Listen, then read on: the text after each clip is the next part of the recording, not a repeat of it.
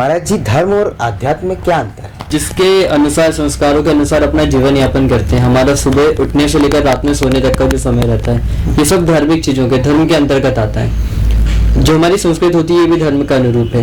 लेकिन जब हम जिस प्रकार से तपस्या करने बैठते हैं, जब जो सन्यासी हो जाते हैं या जो तपस्या करने बैठते हैं, तो वो अपनी कुंडली जागृत करना और ये जो तपस्या भगवान के रास्ते पे, मार्ग पे चलने लगते हैं कि किस प्रकार भगवान को प्राप्त किया जाए, और उस मार्ग पे चलते हुए त्याग करने लगते हैं।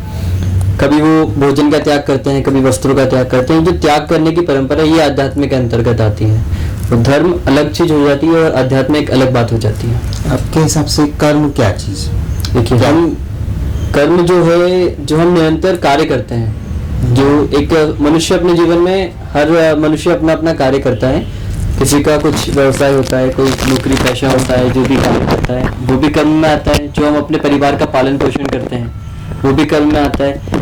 एक जो हमारा सामान्य तौर पे जीवन होता है, सब कर्म के अंतर्गत आता है। कुछ अच्छे कर्मों के अंतर्गत, कुछ बुरे कर्मों के अंतर्गत, और इनका जो परिणाम होता है ये प्रारब्ध कहलाता है। एक जो निचोड़ होता है ना, जो सारे कर्मों का जो फल होता है, जो हमें प्राप्त होता है, जिसके अनुरूप हमें खुशियां मिलती हैं, दुख मिलते हैं, ये प्रारब्ध कहलाता है।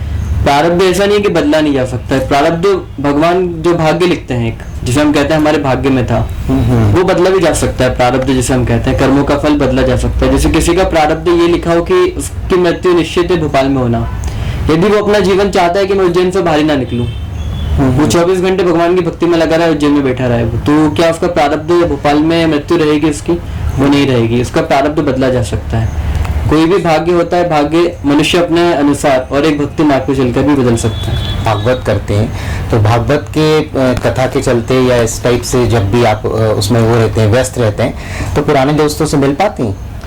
कि काफी समय तो हो जाता है। वैसे धर्म के कार्य में समय बहुत ज्यादा लगता है, क्योंकि कथा ही 4 से 5 घंटे की रहती है, जो आपका दिन पूरा खत्म कर देगी आपको।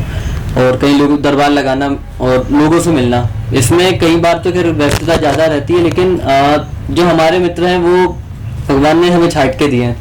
तो जब भी हम उन्हें अगर फोन करेंगे कि हाँ मिलना है या जो भी कार्य रहेगा, तो वो खुश हो जाते हैं। हम वैसे ही रहते हैं जैसे हम पहले कभी थे। कभी हमें बदलाव नहीं आया कि ये इतने व्यस्त हैं। जैसे एक चिड़न हो जाती है कि हम कभी फोन करें, सामने वाला व्यस्त ही है, लेकिन वो हमारे मित्रों में नहीं है। और समय आने पर जब भाग्य मिलता है तो हम भी मिलते हैं। आप सब कुछ त्याग कर जैसे इस लाइन में मतलब कैसे आ गए, या भागवत की ओर कैसे आकर्षित हुए?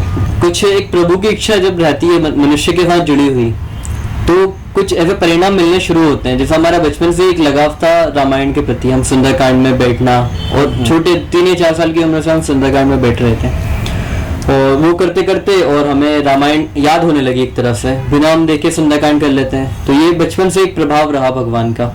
और फिर कुछ परिस्थितियां बनी हमारी, जिसमें कुछ संतों का मिलना हुआ कभी, और एक हमें, अब हम उसको ये तो नहीं कहेंगे कि वो वास्तविक, क्योंकि हम जानते नहीं है, लेकिन हमें वो छवि हनुमान जी की दिखती है कि हनुमान जी के रूप में एक व्यक्ति हमसे मिले थे। उनकी जो कद था, कद काठी, और उनके जो पैरों का जो आकार था, वो सामान्य मनुष्य पे बहुत ज्यादा अलग था। और जो उनका चंचलपन, वो उसी प्रकार का था जैसे हम हनुमान जी की कल्पना करते हैं कि हनुमान जी इस प्रकार से थे।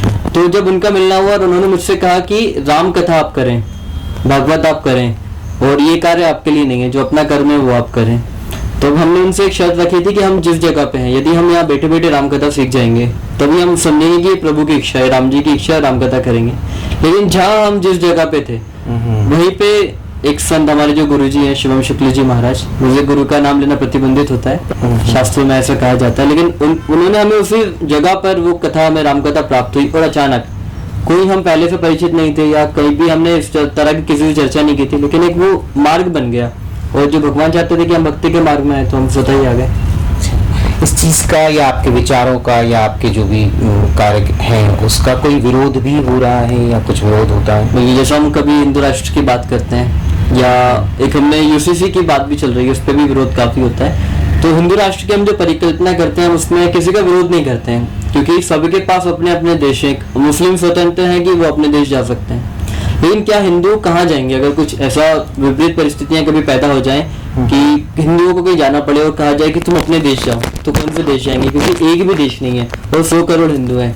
तो उनके लिए 100 करोड़ लोगों की हम आवाज बन रहे हैं। तो उसके लिए जो हिंदू राष्ट्र का हम निर्माण करना चाह रहे हैं, उसमें हम पहली चीज तो किसी को भगाने की बात नहीं कर रहे हैं। जो जिस स्थिति में वो वहीं रहेगा, उसको हम भगाएंगे नहीं। बस ये है कि देशद्रोहियों का उसमें हित नहीं है।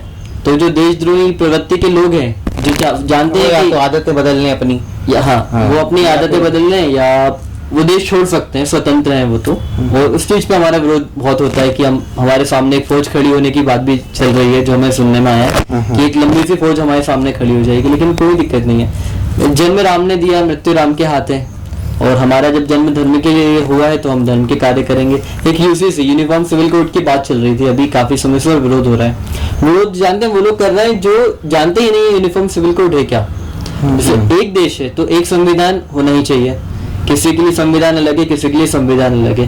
गरीब का बेटा अगर सामान्य वर्ग से है तो उसको आरक्षण नहीं मिलेगा, अमीर का बेटा अगर ST SC OBC वर्ग से है तो वो आरक्षण प्राप्त कर लेता है, भले ही वो उसको आवश्यकता नहीं है, वो सक्षम है। तो भी गरीब का बेटा अगर सामान्य वर्ग से है तो उसके साथ तो ये अन्याय हो रहा है। तो यूसीसी में इसी प्रकार की कुछ बातें हैं जिससे सर्ववेद है वो जातिगत आरक्षण खत्म कर देगा। जो आरक्षण है आर्थिक स्थिति पे लाने का भी प्रयास किया जाएगा, उसमें जो हम हिंदू राष्ट्र की परिकल्पना में भी सोचते हैं कि जातिगत आरक्षण खत्म हो और आर्थिक आरक्षण शुरू हो। तो इसके तहत भी यूसीसी कार्य कर रहा है, और मतलब तरह तरह की बातें सुनने को मिल रही हैं। जैसे कह रहे हैं कि यूनिफॉर्म सिविल कोड लागू होगा तो हमें एक तरह के कपड़े पहनने पड़ेंगे, क्योंकि एक मतलब मूर्खतापूर्ण बात है, आपको पता ही नहीं यूसीसी क्या है और आप विरोध कर रहे हैं उसका। तो पहले पता करें, और कि लागू होना तो वर्तमान की, क्योंकि देखिए संविधान कहा जाता है कि हर 15 साल में निर्माण होना चाहिए संविधान का, क्योंकि 70 साल पहले की क्या कंडीशन रही होंगी और आज की क्या कंडीशन है, ये विपरीत चीजें हो गई हैं। अब तब का संविधान अगर हम अभी थोपे नागरिकों पे तो बहुत गलत चीज है। संविधान में नियमित बदलाव होने चाहिए, लेकिन एक देश और एक संविधान बहुत जरूरी है, एक कानून बहुत जरूरी है। ये जो अलग हमारा कानून अलग और एक शरिया कानून चलता है तो वो अलग हो गया, लेकिन भारत में क्यों लागू करना शरिया कानून जब संविधान है। तो इसलिए जो पर्सनल लॉ बोर्ड वगैरह है ये सब खत्म होने चाहिए और यूसीसी लागू होना चाहिए। चलिए महाराज जी, आपसे मिलकर बहुत अच्छा लगा, धन्यवाद। आप यहाँ आए और आपने अपने विचार रखे।